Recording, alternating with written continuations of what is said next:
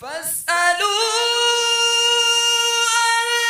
الذكر إن كنتم لا تعلمون۔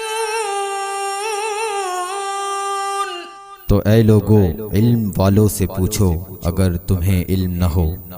صلوا علی الحبیب صلی اللہ علی محمد صلی اللہ علیہ وسلم۔ الحمدللہ رب العالمین والصلاة والسلام علی سید الانبیاء والمرسلین، اما بعد فاعوذ باللہ من الشیطان الرجیم، بسم اللہ الرحمن الرحیم۔ الصلاة والسلام علیکہ یا رسول اللہ وعلی آلکہ واصحابکہ یا حبیب اللہ۔ وَلَنَبْلُوَنَّكُمْ بِشَيْءٍ مِّنَ الْخَوْفِ وَالْجُوعِ وَنَقْصٍ مِّنَ الْأَمْوَالِ وَالْأَنفُسِ وَالثَّمَرَاتِ وَبَشِّرِ الصَّابِرِينَ۔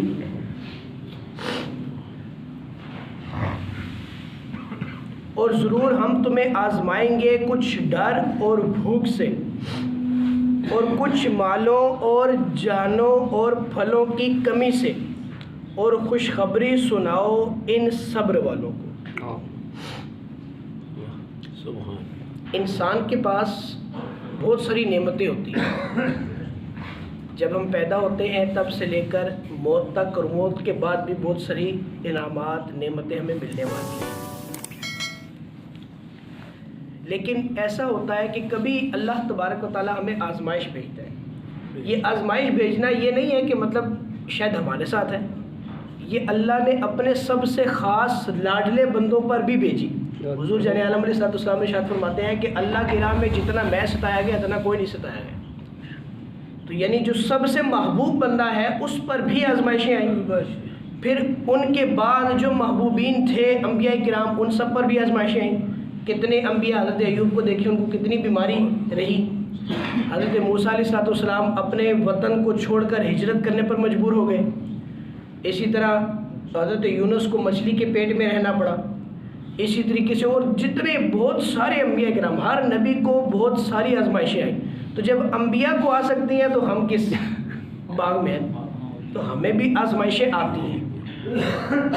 سب سے پہلی بات کیا ہے کہ جب آزمائش آئی، یہاں پر اللہ تبارک و تعالیٰ نے بہت ساری باتیں ارشاد فرمائی کہ تمہیں جو ہے وہ خوف سے بھی آزمایا جائے گا، تمہیں بھوک سے بھی آزمایا جائے گا، تمہیں مال کی کمی سے بھی آزمایا جائے گا، اولاد کے فوت ہو جانے کی وجہ سے بھی آزمایا جائے گا۔ یہ پھلوں کی جو کمی ہے، اس سے حضرت امام شافعی نے لکھا ہے کہ اس سے مراد یہ ہے کہ اولاد کا فوت ہو جانا، کیونکہ ایک حدیث سے انہوں نے استدلال کیا کہ حدیث میں ہے کہ اللہ تبارک و تعالیٰ فرماتا ہے اپنے فرشتوں سے کہ اے فرشتے تم میرے بندے کے بچے کی روح قبض کر کے آئے ہو؟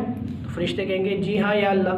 وہ اللہ پھر فرمائے گا کہ تم نے اس کے دل کا پھل لے لیا۔ اولاد کو دل کا پھل اللہ نے فرمایا کہ تم نے اس کے دل کا پھل لے لیا۔ وہ کہیں گے یا باری اللہ بالکل ہم نے اس کے دل کا پھل لے لیا۔ تو اللہ فرمائے گا کہ میرے بندے نے کیا کہا؟ تو فرشتے کہیں گے کہ آپ کے بندے نے کہا انا للہ و انا الیہ راجعون۔ یہ استرجاع پڑھا اس نے، تو اللہ فرمائے گا کہ تم اس کے لیے جنت میں ایک مکان بناؤ جس کا نام رکھو بیت الحمد۔ بیت الحمد اس کا نام رکھو، حمد والا مکان اس کا نام رکھو۔ کس بندے کی؟ جس کے ہاں اولاد فوت ہو جائے اور وہ کیا کرے؟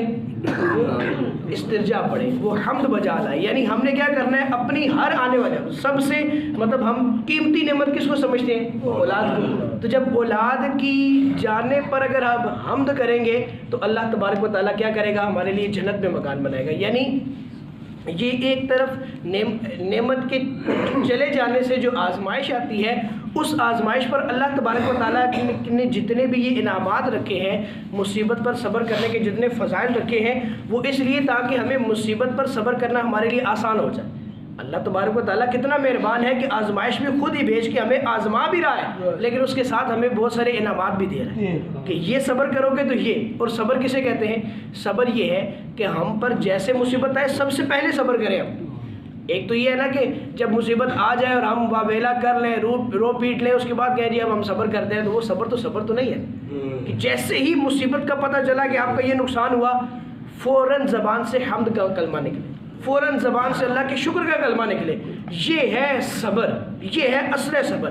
اگر ہم جو ہے وہ اس صبر سے پیچھے ہٹ جائیں اور ہم جب جیسی ہمیں مصیبت پہنچے اور اس وقت ہم اویلا کر لیں، رو پیٹ لیں اور جناب اپنے وہ جسے کہتے ہیں دل کا غبار ہلکا کر لیں اور اس کے بعد پھر ہم خاموش ہو جائیں اور کہیں جی ٹھیک ہے جی مصیبت آ گئی ہے صبر کریں گے، تو وہ صبر نہیں۔ وہ تو آپ نے صبر کا جو جس وقت کرنا تھا اس وقت تو آپ نے جیسے ہی پتہ چلا فوراً انا للہ و انا الیہ راجعون پڑھیں۔ یہ آگے یہ اگلی جتنی آنے والی آیات ہیں 2-3 آیات ہیں، ان سب کی یہ تفصیل میں نے ایک اچھی عرض کر دی ہے، باقی آگے ہم آیات پڑھیں گے، ان کا ترجمہ کریں گے۔ حضرت ام سلیم ان کا بیٹا فوت ہو گیا، بیٹا فوت ہونے پر انہوں نے مسکرائے، ہنسے۔ لوگوں نے کہا آپ ہنس رہے ہیں مسکرا رہے ہیں ایسا کیوں؟ انہوں نے کہا کہ جب مجھے مصیبت پہنچتی ہے، مصیبت پہنچنے پر اللہ تبارک و تعالیٰ مجھے اس کے بہت سارے فضائل دیتا ہے، تو پھر میں اس چھوٹی سی مصیبت پہنچنے پر مسکراؤں کیوں نہ؟ میں کیوں رہوں، میں کیوں لوگوں کے سامنے اپنے غم کا اظہار کروں، میں ہنسوں کیوں نہ کہ جس پر اللہ تبارک و تعالیٰ، اگلی آیت میں ہے کہ اللہ تبارک و تعالیٰ مصیبت آنے پر جو صبر کرتے ہیں اللہ تبارک و تعالیٰ ان پر درود اور رحمتیں بھیجتا ہے۔ وہ فرماتی ہے کہ مجھ پر اللہ تبارک و تعالیٰ درود اور رحمت بھیج رہا ہے تو میں مسکراؤں کیوں نہیں؟ اللہ الذین اذا اصابتهم مصیبہ قالوا انا للہ و انا الیہ راجعون، کہ جب ان پر کوئی مصیبت پڑے تو کہیں ہم اللہ کے مال ہیں اور ہم کو اسی کی طرف پھرنا، ہم تو اللہ کے مال ہیں، ہمارے پاس جو کچھ بھی ہے وہ سب اللہ تبارک و تعالیٰ کا ہے، وہ آج اس نے ہمیں دیا ہمارے پاس ہے، کل ہم سے واپس لے لے، اسی کی چیز تھی اس نے واپس لے لی۔ اولئک علیہم صلوات من ربہم ورحمہ واولئک هم المہتدون، یہ لوگ ہیں جن پر ان کے رب کی درودیں ہیں، درود نازل فرماتا ہے اللہ تبارک و تعالیٰ صبر والوں پر، اور رحمت، اور یہی لوگ راہ پر ہیں، یعنی ہدایت پر یہی لوگ ہیں جو صبر کرتے ہیں، جو صبر نہیں کرتے وہ ہدایت پر نہیں ہے۔ حضرت علامہ ابن قدامہ مقدسی رحمۃ اللہ تعالیٰ علیہ نے اپنی کتاب مختصر منہاج القاصدین، یہ ان کی کتاب ہے، اس کے صفحہ نمبر 277 پر 4 درجے بیان کیے ہیں۔ ہم جو صبر کرتے ہیں نا وہ صبر کے 4 درجے ہیں، وہ کون سے درجے ہیں وہ بھی سماعت فرمائیے۔ جب مصیبت پہنچے تو اسی وقت صبر و استقلال سے کام لیا جائے، جیسا کہ حضرت انس بن مالک رضی اللہ تعالیٰ عنہ سے روایت ہے کہ حضور اقدس صلی اللہ علیہ وسلم نے ارشاد فرمایا صبر صدمہ کی ابتدا میں ہوتا ہے۔ جیسے میں نے پہلے عرض کیا کہ جیسے ہی صدمہ پہنچے اس کی ابتدا میں جو ہم نے ضبط سے کام لیا وہ صبر ہے، اس کے بعد والا جو ہے وہ نہیں۔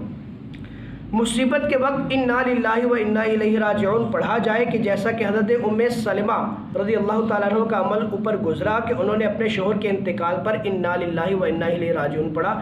یہ حضرت ام سلمہ جو ہے یہ حضور علیہ السلام کی زوجہ محترمہ ہے۔ جیسے ان کا جو پہلے شوہر تھے وہ جب فوت ہوئے تو فوت ہوتے ہی انہوں نے انا للہ و انا الیہ راجعون پڑھا، لیکن ذہن میں سوچا کہ یہ جو میرے شوہر تھے یہ تو بہت ہی اچھے تھے، ان سے اچھا بندہ مجھے کون مل سکتا ہے، ان سے اچھا بندہ مجھے کوئی مل نہیں سکتا، لیکن چونکہ حکم تھا، حدیث انہوں نے سنی ہوئی تھی تو انہوں نے استرجاع پڑھ لیا۔